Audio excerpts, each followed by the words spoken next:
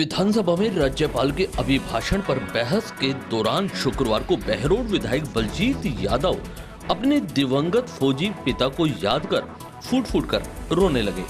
बाद में भाजपा विधायक प्रताप सिंह सिंघवी ने पास जाकर उन्हें सांत्वना दी। बलजीत यादव के पिता कैप्टन गोपी राम यादव का हाल ही में निधन हुआ था। बजट सत्र के तीसरे दिन बलजीत यादव ने रुंधे गले से सदन में कहा कि मेरे पिता ने पाकिस्तान के खिलाफ जंग लड़ी। पाकिस्तानी सेना को सरेंडर करने वाली फौज में मेरे पिता भी थे। मेरे पिता मुझसे पूछते थे कि किसी गरीब का भला करवाया क्या, किसी को नौकरी दिलवाई क्या, तो मेरे पास जवाब नहीं होता था। विधायक बलजीत ने कहा कि मेरे पिताजी कहते थे कि बेटा तू निर्दलीय विधायक है, इसलिए सरकार में तेरी बात का वजन नहीं है। बलजीत ने राज्य के मूल निवासी बेरोजगार युवाओं को ही रोजगार में प्राथमिकता देने का प्रावधान करने की मांग की। आपने मुझे माननीय राज्यपाल जी के अभिभाषण पर बोलने का मौका दिया। सभापति महोदय, पिछले 2 साल में सरकार के द्वारा कई कल्याणकारी काम किए गए और कोरोना काल में माननीय मुख्यमंत्री जी के जो प्रयास रहे वो काफ़ी सराहनीय रहे। इनकी प्रशंसा स्वयं देश के प्रधानमंत्री माननीय मोदी जी ने भी की। लेकिन सभापति महोदय, इन सब के बावजूद भी मैं काफ़ी दुखी हूं, क्योंकि मैं पिछले 2 साल से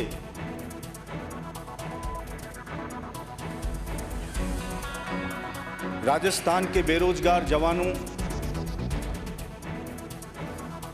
के साथ न्याय करने की मांग इस सदन में उठाता आ रहा हूं।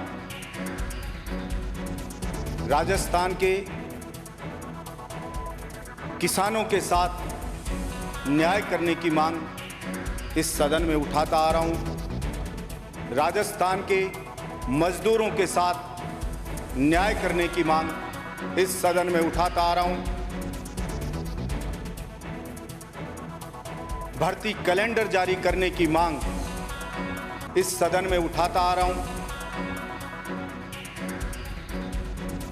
लेकिन अफसोस कि मेरी मांगें अभी तक पूरी नहीं हो पाई। सभापति महोदय, मेरे पिता ने पाकिस्तान के खिलाफ युद्ध लड़ा 1965 में, 1971 में, और 93,000 पाकिस्तानी सैनिकों को हथियार डलवा के घुटने टिकवाए। उस सेना में मेरे पिता भी थे, जिस बात का मुझे गर्व है। मेरे पिता पिछले 2 साल से कैंसर की बीमारी से पीड़ित थे। जब भी विधानसभा सत्र आता, वो मुझे बताते कि अपने यहाँ बेरोजगार बहुत लड़के हैं गांव में, इनको रोजगार मिल नहीं रहा है, फैक्ट्रियों में रोजगार मिल नहीं रहा है, सरकारी नौकरियों में भर्तियां निकल नहीं रही हैं। तू एमएलए बना है। इनकी मांग को सदन में उठाना मजबूती के साथ। तो उसको मेरे पिता मुझे बताते, किसान के साथ घोर अन्याय होता आ रहा है। चुनाव के वक्त सभी लोग बात करते हैं, लेकिन रियलिटी में किसान के साथ कोई कुछ कर नहीं रहा है। तो किसानों की मांग को मजबूती से सदन में उठाना। सभापति महोदय, ना मैं किसी सरकार से डरा, ना किसी नेताओं से डरा। मैंने मजबूती और पूरी ईमानदारी के साथ अपने पिता के आदेश की पालना करते हुए और जनता की मांग के अनुरूप मैंने उन तमाम मांगों को सदन में रखा। हो सकता है मैं बहुत से लोगों की आंखों की किरकिरी बनाऊं, लेकिन चूंकि मेरा ये धर्म और मेरा ये कर्तव्य बनता है, इसलिए मैंने बेझिझक उन मांगों को रखा। कैंसर के पेशेंट की अंतिम समय में आवाज भी लगभग चली सी जाती है, बहुत मुश्किल से वो बोल पाता है। मेरे पिता से जब बोला नहीं जा रहा था, तब भी पूछते, अरे कितने लड़कों को नौकरी लगवाई तूने? मैं बोलता, एक को भी नहीं लगा। बिजली के बिल कम हुए कि सरकार ने नहीं करे, तो मेरे पिता ने एक बात कही मुझे कि देख, कमजोर की कोई नहीं सुनता इस दुनिया में।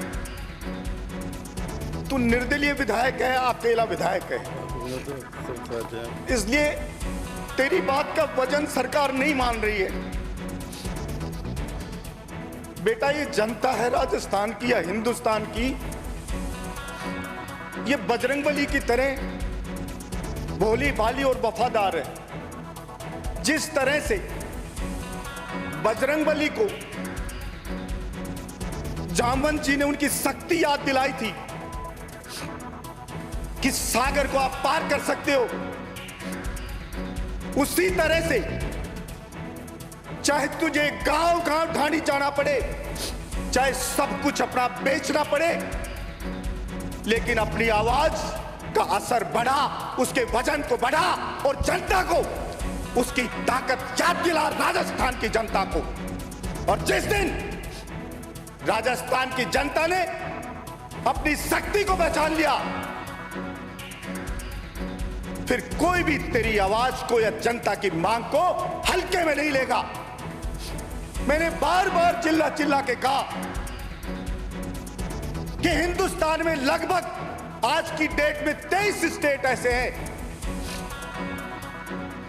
जिन्होंने कानून बना दिया ऐसा कि केवल उन्हीं के स्टेट के लोगों को रोजगार मिल रहा है। मेरे राजस्थान के एक भी जवान को रोजगार नहीं मिल रहा है। लेकिन मेरी समझ में नहीं आ रहा कि राजस्थान की सरकार को कौन सी दिक्कत है, वो ये कानून नहीं बना रही है। अरे अगर आप नहीं बनाते हो तो उन 23 स्टेट से भी वो खत्म करवाए फाउंडेशन। अगर उन्होंने बाउंड कर रखा है तो फिर अकेले राजस्थान के बेरोजगार युवा का गुनाह क्या है? लेकिन मैं नहीं समझ पाता कि सिंपल सी बात भी किसी के क्यों नहीं समझ में आती। सभापति महोदय, किसान, मैं तो कहता हूं वो मांग करता है ना, तो भी मुझे अजीब लगता है। मालिक किसी से मांगता नहीं है, मालिक देता है, और वो किसान हिंदुस्तान का, इस देश का मालिक है। लेकिन अफसोस की बात, वो अपनी मांग भी करता है तो लोग बटे हुए नजर आते हैं अपनी अपनी पार्टियों के हिसाब से। और कोई भी व्यक्ति ये बात नहीं कर सकता किसान सहन करे अन्याय तो कितना सहन करे, कब तक सहन करे। सभापति महोदय, 1973 में गेहूं का भाव था 200 रुपया क्विंटल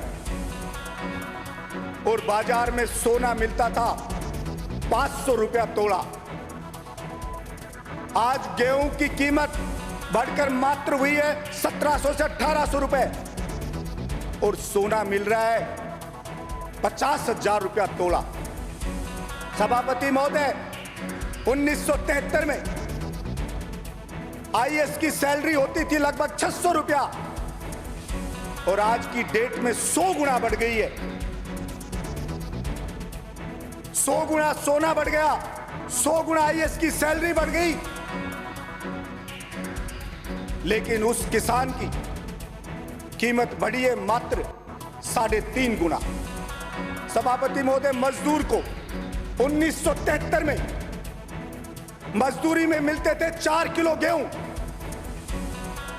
आज नरेगा में मजदूरी करने जाता है उसको जितना पैसा मिलता है उसके आते हैं गेहूं 6 किलो, यानी कि 73 से लेकर आज तक हिंदुस्तान के मजदूर की मजदूरी बढ़ी 1.5 गुनी, किसान की उपज की कीमत बढ़ी मात्र 3.5 गुनी और दूसरे लोगों के 100 गुना। कितना सहन करे, कितना खून का घूंट पिए हिंदुस्तान का किसान, लेकिन फिर भी कोई उसकी बातों को गंभीरता से नहीं ले रहा। सभापति महोदय, पिछले 5 साल में अडानी की संपत्ति बढ़ गई 11 गुना।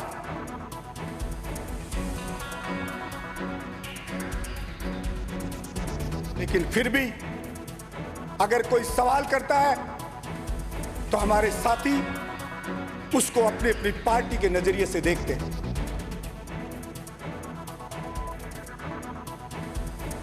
अंग्रेजों ने भी इसी तरह देश के लोगों में फूट डाल के और यहां पे राज किया। अब इन नेताओं ने जनता को बांट के पार्टियों में फूट डाल के और अपना उल्लू सीधा कर रहे हैं। मैं देखता हूं सभापति महोदय, एमएलए की हालत, एमएलए का काम इतना सा रह गया कि वो 4 ट्रांसफर के लिए मंत्रियों के गिड़गिड़ाता रहता है और मंत्री उस ट्रांसफर के नाम पे कई ऐसे मंत्री हैं जो विधवा विलाप करते रहते हैं। क्या यही काम है एमएलए का? क्या यही काम है मंत्री का? मुझे देख देख के हैरानी होती है। मैं सोचता था विधानसभा में नीतियां बनती है, कानून बनते हैं, बड़े बड़े काम होते हैं, हम उस विधानसभा कहां बनने जा रहे हैं। सब लोग मिलकर के सबसे निवेदन करेंगे कि भाई इन किसान, मजदूर, गरीब लोगों ने हमें भेजा है। पहले किसी ने किया ना किया, अपन यहां से शुरुआत करते हैं। लेकिन खोदा पहाड़ निकली चुईया। काफी निराश हूं, लेकिन टूटा नहीं हूं और घुटने नहीं टेके। और आज इस शपथ में, इस सदन में मैं शपथ लेता हूं कि चाहे मेरा घर बार बिक जाए, जानता हूं कि मैं एक मिडिल क्लास व्यक्ति हूं, लेकिन गांव गांव ढाणी जाके मैं किसानों के हस्ताक्षर करा के लाके मुख्यमंत्री जी को देऊंगा कि अकेले बलजीत यादव की मांग नहीं है, यह राजस्थान की 36 बिरादरी की मांग है। उनको नजरअंदाज नहीं किया जा सकता। और जरूरत पड़ी तो लोकतंत्र में कहते सर गिनाने पड़ते हैं, वो मैं सर भी गिना करके बताऊंगा कि मैं अकेला नहीं हूं या मेरी अकेले की मांग नहीं है, ये आम जनता की मांग है और जिसको आपको पूरा करना पड़ेगा। मैं आज भी सदन में मांग करता हूं कि छोटे किसानों को मुफ्त में बिजली दे, एमएसपी पे उसकी फसल को खरीदे। एमएसपी को भी ऐसे दिखाती है सरकारें जैसे पता नहीं उसको क्या दे रहे। एमएसपी का मतलब होता है मिनिमम सपोर्ट प्राइस, वो भी उसको नहीं देना चाहते। मैक्सिमम नहीं मांग रहे, हम मिनिमम मांग रहे। जब किसान बेचने आता है तो उन्हें पूरे दांव में बिक जाता है, क्योंकि एमएसपी पे जब फसल आती खरीदी ही नहीं जाती। वो ज्यादा दिन रख नहीं सकता घर में, मजबूर है बेचारा, वो उन्हें पूरे दाम में बेच देता है। फिर एमएसपी पे खरीदने का ढोंग होता है। मामूली सी फसल खरीदी जाती है, बाजरे की फसल जो मेरे राजस्थान में, हिंदुस्तान में सबसे ज्यादा होती है 41.3%, लेकिन उसको एमएसपी पर नहीं खरीदा जाता है। 2125 रुपया एमएसपी प्राइस और बाजरा बिकता है 1200-1300 रुपए में। कितना सहन करे किसान? बिजली के बिल सभापति महोदय आते हैं ना तो कपकपी छूट जाती है किसान की। किसान अपनी इज्जत को बचाना चाहता है, वो किसी के सामने हाथ नहीं फैलाना चाहता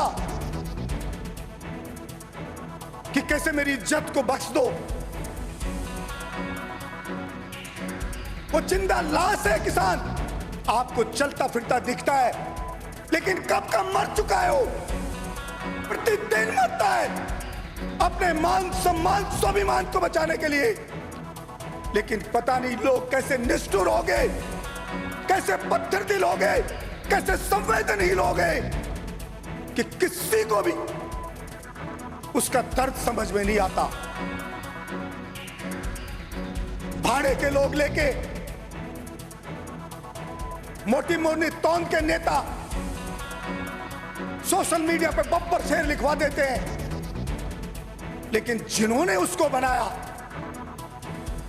जब बारी आती है उसके साथ उसके पक्ष में लड़ाई लड़ने की तो सारे के सारे भीगी बिल्ली बन जाते।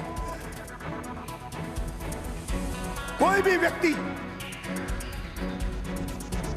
अगर इसी तरह से सहन करता रहेगा तो ये अन्याय यूं ही होता रहेगा।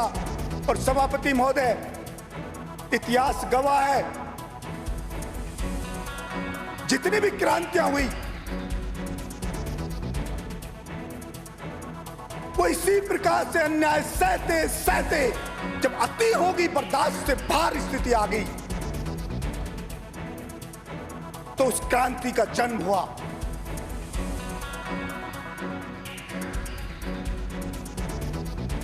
मेरे करने से नहीं, ये राजस्थान की जनता करके बताएगी, हिंदुस्तान की जनता करके बताएगी। और याद रखना,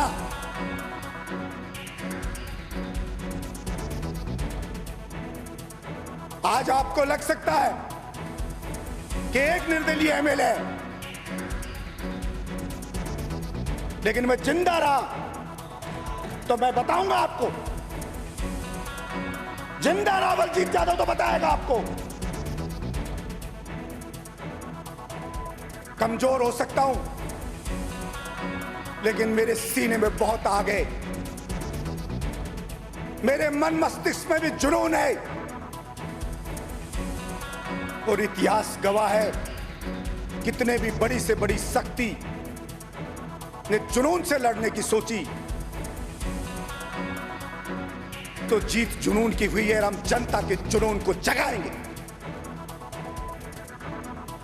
एक एक चीज जनता को बताएंगे। हमें कोई एमएलए का मोह नहीं। मैं तो आज भी कहता हूं सरकार से, आप किसान के साथ न्याय कर दो, जवान के साथ कर दो। मैं तो अपनी एमएलएशिप से रिजाइन कर दूंगा, आप बना लेना अपना एमएलए और जिता के और भेजेंगे उसको, जिता के भेजेंगे।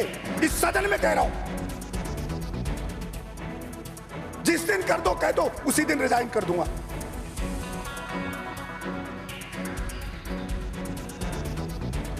कोई यहां बैठ करके और इन सोफों पे मैं कोई खुश होने के लिए नहीं आया, इनमें कोई आनंद ज्यादा मिल रहा है। फौजी का बेटा हूं, किसान का बेटा हूं, मुझे इन चीजों से कोई फर्क नहीं पड़ता। अरे हम तो ये सोच के आए थे इस विधानसभा में कि जो कोई एमएलए विधानसभा में बोलता है उसको बहुत गंभीरता से लिया जाता है। और शायद दूसरे एमएलए सो जाते होंगे, बोलते नहीं होंगे, इसलिए शायद नहीं हो पा रहा होगा। हम चलेंगे, वहां बोलेंगे और निश्चित रूप से परिवर्तन होगा।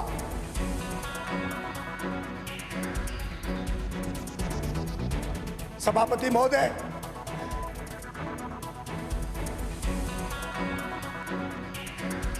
इतिहास में अनेक उदाहरण हैं ऐसे,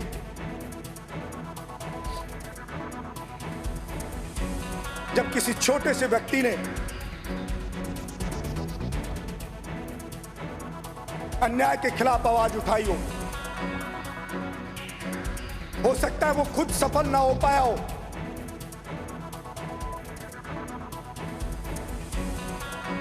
मंगल पांडे की तरह, लेकिन उसने क्रांति का बीज जरूर डाला।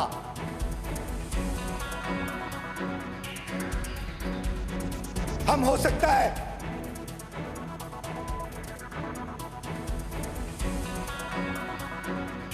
कुछ ना बन पाए, कुछ ना कर पाए, लेकिन इतना जरूर है कि आईना जनता को जरूर दिखाएंगे। जनता को हकीकत से रूबरू करवाएंगे।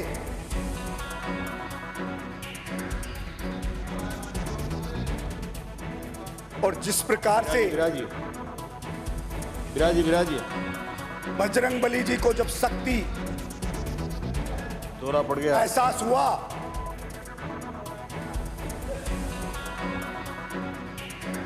तो उन्होंने उस लंका को भी जलाया, उस अहंकारी रावण के अहंकार का विनाश किया।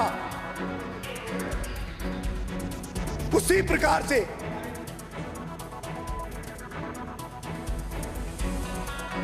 राजस्थान की जनता भी नेताओं के अहंकार को चूर चूर करेगी। सभापति महोदय, समाप्त करें। नदियां में बाढ़ का पानी बरसात के दिनों में बह जाता है। मैंने पहले भी इस मांग को रखा था कि एक बार इस किसान की सुध ले लो। वो जो पानी व्यर्थ बह रहा है नदियों का, उसको किसान के खेत तक पहुंचा दो। किसान को बिजली मुफ्त दे दो, उसकी फसल को एमएसपी पे खरीद लो। सारे काम रोक दो, एक बार ये काम कर लो, पूरा देश तरक्की के पथ पे विद्युत गति से दौड़ने लगेगा। लेकिन इतना पैसा आता है जनता से, पता नहीं कहां चला जाता है। कोई उस पैसे का बचाव नहीं होता। सरकारी अधिकारी लूट लूट के उसको खा रहे हैं। सभापति महोदय, 10 के लगभग अधिकारी हैं आईएएस आईपीएस। कोई भी सरकार आए उसी पे वो कब्जा कर लेते हैं अपना। बहम है नेताओं को, राज वो करते हैं, माल वो खाते हैं। और जो जनता भेजती है हमारे को कि इनसे बचाओ। अन्य सदस्य समाप्त करें। सभा समाप्त कर रहा हूं। हाँ, समाप्त करें। इनसे बचाओ हमें, जिनको भेजते हैं कि हमारे लिए लड़ो, इनसे बचाओ, वो स्वयं उनके चंगुल में फंस जाते हैं। मैंने पहले भी कहा था कि अगर इच्छा शक्ति हो तो कितने ही आईएएस आईपीएस में बता सकता हूं जिनकी हजारों करोड़ रुपए की संपत्ति है। समाप्त करें। सरकार उस संपत्ति को कुर्क करे। सहयोग करें। आपने मेरी बात मुझे बोलने का मौका दिया, इसके लिए धन्यवाद। उन्हें यही कहूंगा सरकार से कि जवान, किसान, मजदूरों की मांगों को गंभीरता से ले। ये मेरा बार बार उनसे निवेदन है। धन्यवाद सभापति।